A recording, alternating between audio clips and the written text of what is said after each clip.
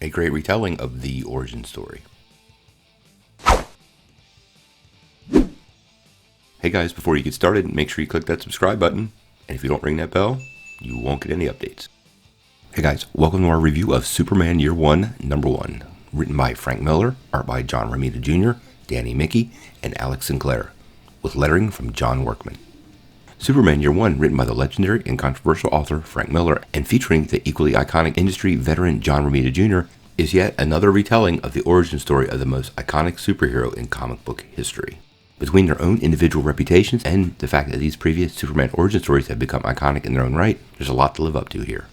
Miller, immortalized by his gritty, pseudo-apocalyptic re-imaging of the Caped Crusader in 1989's The Dark Knight Returns, felt like an unlikely choice to pen a story about the origins of the Big Blue Boy Scout, but he does an admirable job. Miller being Miller means there are a few instances of brutality, but it's G-rated compared to his usual style of, I'm the goddamn Batman. Still, his portrayal of the merciless bullying endured by the outcast in their high school years is spot on and will easily resonate with any fans who have experienced similar treatment during their own years as a teenage pariah. There's still a bit of wish fulfillment in there too, given that I'm sure many of us wish Superman was our best friend when we were getting marginalized while the teachers looked the other way. All in all, Miller tells a story that feels like something that lands somewhere between the Jeff Johns classic Superman Secret Origins and the first season of WB's Smallville. And that's a good thing. Every page bleeds with pathos, and Miller's brief, hard-hitting prose is almost noir-like in its ability to cut to the bone, anguish, or lift to the sky with exhilaration. Without getting spoilery, it's safe to say that Miller sticks pretty close to the classic origin story we're all familiar with a few interesting flourishes. In particular, Clark's choices after high school are surprising, although if one takes a step back and thinks about who Clark Kent is and what Superman represents, it feels genuine to the character. Romita's art feels very similar to that of Gary Frank from Secret Origins, though the use of color throughout the book to emphasize the seasons, their symbolic meaning, and the passage of time gives the series its own unique flavor that's still somehow familiar. It's a solid outing from Romita, though there are no true standout pieces in the whole book.